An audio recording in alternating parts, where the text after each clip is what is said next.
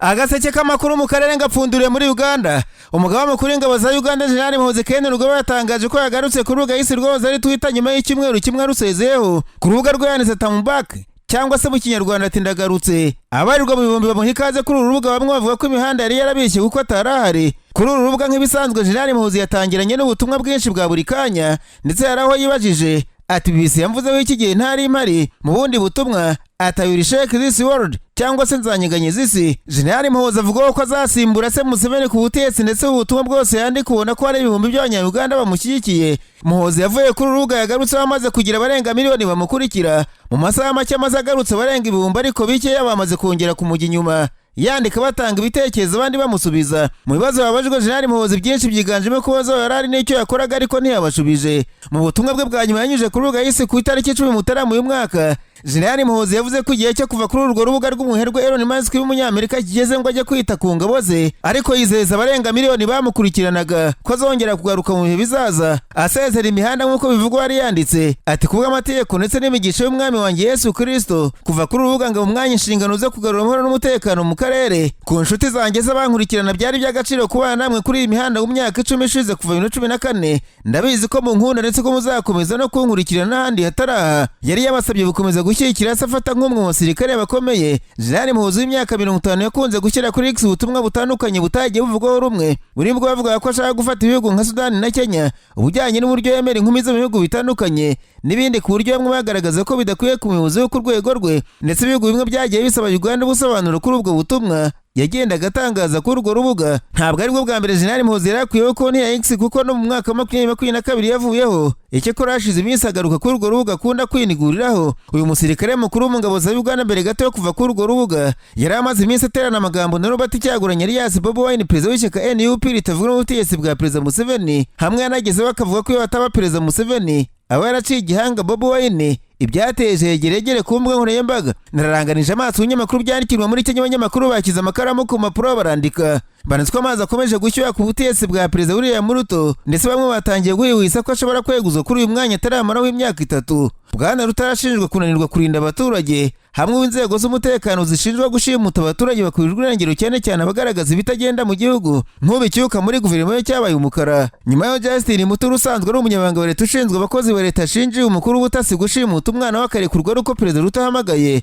Ibi byatumye bamwe batera icyizere Bwana Ruto, bavuga ko kora nk'umucanshuro. William Ruto amaze iminsi afite ikibazo cy'abantu aho imyanya mu butegetsi bakayanga, bakavuga ko abaminisitiri babakoresha nk'abakozi bo mu rugo rukennye, kuko na za politiki batagira uruhare mu kuzitekereza, ari abantu bahabwa ibyanditswe bagashyira mu bikorwa nk'amamashini. Ibi byose abarebera hafi ibera muri Kenya bavuga ko bitatuma uyu mugabo ushinjwa igitugu atorerwa manda ya 2 mu myaka 2 iri imbere. Niba icyo gihe kizagera kiri perezida wa Kenya ntarava muri Kenya, mubwire ko ishuri mu Rwanda secondary school ubu ntarakirinyaga rishobora gufunga imiryango nyuma y'abanyeshuri bahigaga bose bahinduye ibigo hagasigara umunyeshuri umwe. Ibinyamakuru muri Kenya byandika ko uyu munyeshuri umwe ubu yigishwa n'abarimu 8 bose, ariko ngo niba ababyeyi batagaruye abana babo uyu nawe bashobora kuzashakirwa ahandi, kuko nta wahemba abarimu 8 bigisha umuntu umwe. Ikinyamakuru tuko cyanditswe abanyeshuri bagiye kukuri ishuri ryari rimaze igihe ritagira ubuyobozi bagahitamo kwigendera.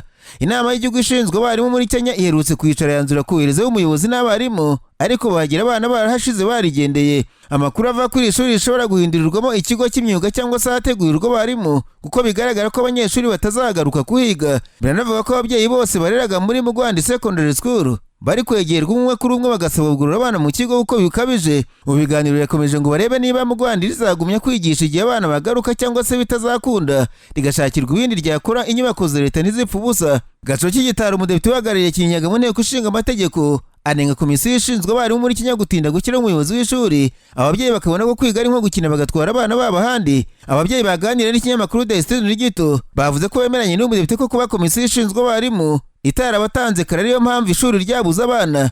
Umunyarwanda aritegereza ati izina ni ryo muntu. Aba babyeyi bavuga ko izina ry'ishuri naryo ridatanga icyizere, bigatuma ntawe ushaka kwiga ahantu hitwa Muhoozi. Icyo kinyamakuru cyavuze ko mu rurimi rw'abakikuyu Muhoozi bisobanuye Donfar mu Cyongereza, cyangwa se gusubira inyuma ugenekereje mu Kinyarwanda. Bamwe batese uri umubyeyi urumva kwihiringa ushaka minerivare y'umwana wiga mu kigo cyitwa Iteranyuma, cyangwa se wajya bavuga amajyambere apana amajyanyuma. Bamwe mu bize mw'iri shuri Muhoozi secondary school banahiriwe n'urugendo bafite imyanya itandukanye mu butegetsi muri Kenya. Bavuga ko bibabaje kumva ishuri bizaho risigaranye umunyeshuri umwe kandi rishobora no gufunga imiryango, bagasaba ko hari icyakorwa. Ubu hategerejwe inama y'ababyeyi ngo izanzure urugomba gukorerwa mu Rwanda Secondary School, ishuri riri mu bihe bikomeye kuva ryabaho. Hagati aho umunyakenya Felix Kibeti yareze mu rukiko rukuru ikompanyi X yahoze ari Twitter y'umunyamerika Elon Musk guharugura abatangaza amakuru adashingiye ku kuri, gusebanya no gukwirakwiza ibiterasoni kandi bihabanye n'indangagaciro z'abanyakenya. Ikinyamakuru Daily Nation cyane ko uyu muturage asaba ubutegetsi guhishoza bukareba neza niba urubuga rutabangamiye ituze ry'abaturage. Urukiko rukuru rwavuze ko ruzatangira kumva iki kirego tariki ya 17 ukwezi kwa mbere, aho uregwa ari umunyamerika Elon Musk. Uyu mugabo urega kandi ubutegetsi bwa Kenya kurebera igihugu gifatwa bugwate n'uyu muherwe wo muri Amerika, kuko urubuga yise rwamize indangagaciro z'igihugu bashinzwe kuzinda barebera, agasanga bakwiye kuryozwa uburangare. Bwana Kibeti avuga ko amashuri y'urukozasoni asigaye ari kuri imihanda nk'uko abakoresha izo mbuga babyita, agasanga Elon Musk yarakabije kwinjira igihugu. Kugeza ubu nta muntu utikanga ko bashobora kumwanagaza kuri X mu izina ry'ubwisanzure mu gutanga ibitekerezo. Uyu munyakenya yasabye ko icyo kirego cyihutirwa urubuga rugasobanura uko ruzarinda abaturage ba Kenya amagambo y'urwango asigaye rwiganjeho, ndetse n'imbuga zamamaza ubusambanyi zikorera kuri urubuga rwa X. Urwo rubuga rurashinjwa guha rugari abarukoresha kutagaragaza imyirondoro yabo, kuko umuntu uhimba amazina ashaka agakoresha amafoto ashaka agamije kwangiza ndetse no guha urwaho amagambo ashobora kuryanisha abaturage mu biganiro mpaka utamenya aho biri kubera mu byitwa spaces. Aho uyu mugabo ubona ko bukajagari ko umunyamerika yakwiye guhagarikwa vuba na bwangu. Muri icyo kirego uyu muturage arasaba ko urubuga yise rusibe icyo yagaragaje ko ari ico, kandi rugashyira uburyo umuntu urukoresha amenyekana aho herereye ku buryo ibyangijwe umuntu abona uburyozwa. Agaseke k'amakuru mu karere ngapfunikiriye muri Kongo Kinshasa, abanyamakuru bakoze babo nino barandika banatwa abantu 600 bari mutwe y'inyeshyamba mu ntara y'Ituri bamanitse amaboko bakishyira ingabo za leta muri Kongo Kinshasa. Ikinyamakuru Potentiel cyenswe abantu 600 bijyanye hitwa mu Banga mu birometero 40 uvuye mu mujyi wa Bunia. Izi nyeshyamba makuru yavuze ko zabaga mu mutwe witwa Zaire zarambitse intwaro hasi mu mugambi wa leta wo kwambura intwaro abarwanyi bose bari muri iyo ntara y'Ituri. Murasirazuba bwa Kongo hamaze igihe intambara z'udaca ingabo za leta zihanganye muri nyeshyamba za M23. Umukuru wa polisi ya Kinshasa yasabye urwego rwa polisi ko rugomba gukwita inkweto rukitegura ko igihe cyose ubutegetsi bwasaba ko polisi bajya guhangana M23 muri Kivu y'Amajyaruguru bagomba kugenda. Ibinyamakuru bya Kinshasa byanditswe ku wa kane muri Curu hari ibice byabaye gukozanya hagati ya FARDC na M23, ndetse abaturage bamwe bavuye mu byabo. Umutwe wa M23 gwatatushubije agasozi k'ingenzi kandi iti ko muri teritwari ya Nyiragongo ukirukanye w'ibiro ry'ingabo za leta ya Kongo FARDC. Ku wa kabiri nibwo FARDC n'abambari bayo bari barigurira ku gace gaherereye muri pariti ya Virunga, ndetse n'agasozi gaherereye mu majyaruguru ashyira uburengerazuba bw'umujyi wa Goma. M23 yakishubije mu gihe hari ubwoba bw'uko ziranye ishyamba zishobora kwigarurira uriya mujyi ufatwa nk'umurwa mukuru w'intara Kivu y'Amajyaruguru. Hari amakuru y'ibinyamakuru byanditse ko bari bombori mu butasi bw'igisirikare cya Kongo Kinshasa. Abakora mu rwego rw'ubutasi rwa Repubulika ya Demokarasi ya Kongo baranditswe ibaruwa yamagana umuyobozi wabo General Major Makomba Mwinamina yijahuje bamushinja kubaka akazu.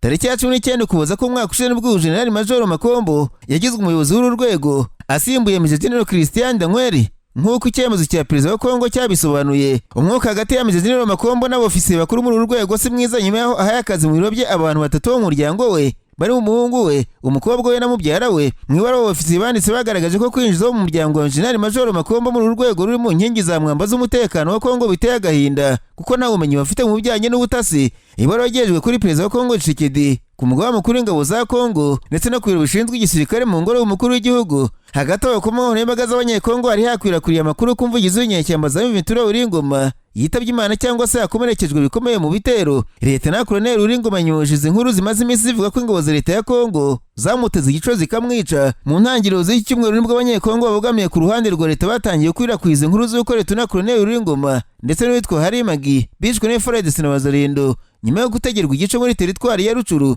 Leta Colonel Uringoma mu butumwa bw'amajwi yashyize hanze kuri uyu wa kane yavuze ko atigeze apfa. Yumvikana agira ati turi tariki ya 13 Mutarama 2025 ndi Leta Colonel Uringoma napfiriye he ryari? Iriya ni politiki y'abashikidi barazana FARDC FDL Kodeko abarundi n'abacancuro ariko bari kubitwa nabi cyane. Uyu musirikare yagaragaje ko nta cyo FARDC yagira mu rugambi hanganye muri nyeshyamba za M23 mu gihe yahisemo kwihuza n'imitwe y'inkozi z'ibinka FDL yakoze jenoside yakorewe abatutsi mu Rwanda cyangwa se Kodeko imaze yica abanyekongo mu ntara y'Ituri. Yunzemo ati jyewe ndi muzima, reka bari abajinga bavuga ubujinga.